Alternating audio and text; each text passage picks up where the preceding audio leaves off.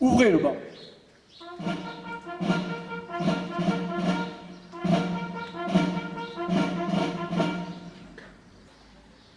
Rendez les honneurs aux autorités.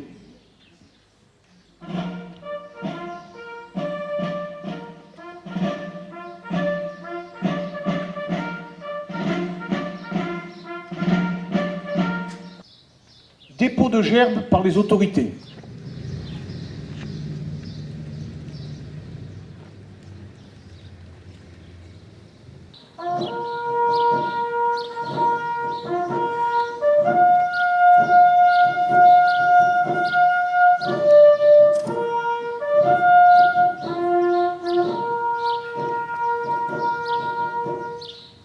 Et maintenant, nous allons entendre notre hymne national, la Marseillaise.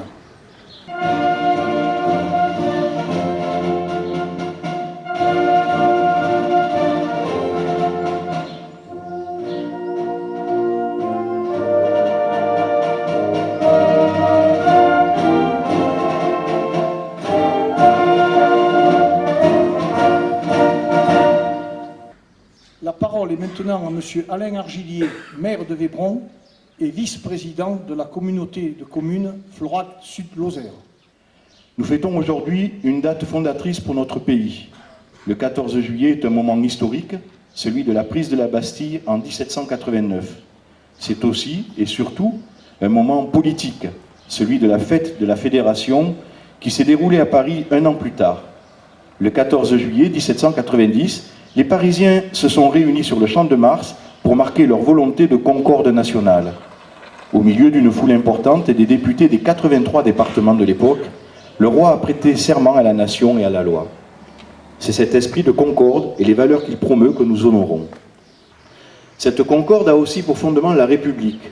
Le 14 juillet 1789 symbolise l'intervention du peuple dans le déroulement de sa propre histoire. De sujet, il devient acteur, agissant de façon autonome sur le cours des événements. De cet acte fondateur découle nombre de principes sur lesquels repose toujours aujourd'hui notre concorde nationale.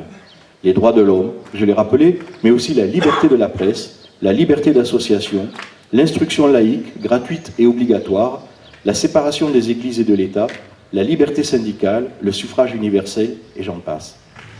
En fêtant le 14 juillet, nous réaffirmons notre attachement à cet héritage et aux valeurs républicaines de liberté, d'égalité, de fraternité qu'il promeut.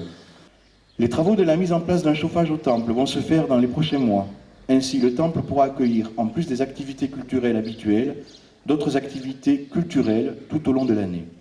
Enfin, tout au long de l'été auront lieu d'autres animations, comme les marchés, tous les lundis, des randonnées sur le Cosméjean en partenariat avec le Parc national, des concerts de musique celtique ou de chansons de début du XXe siècle, et un concert exceptionnel, samedi 18 juillet prochain, au Temple de Vébron, de musique d'opéra dans les films, des stages d'initiation à l'art du conte, et j'en passe. Et puis, bien sûr, c'est dans quelques jours que l'association L'Écran Cévenol ouvrira son 28e Festival international du film, en présence de l'acteur-réalisateur Jean-Pierre Mocky. Enfin, notre département accueille cette année, pour la 7e fois, 2 étapes du Tour de France, puisque nous sommes un département avec une étape d'arrivée et une étape de départ. L'événement est de taille, la course est retransmise par plus de 80 chaînes de télévision dans près de 200 pays et suivie par 2 milliards de téléspectateurs dans le monde entier.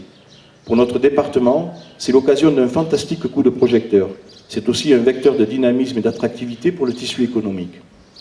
Vive le 14 juillet, vive la liberté, vive l'égalité, la fraternité et la laïcité. Nous arrivons maintenant au terme de cette cérémonie.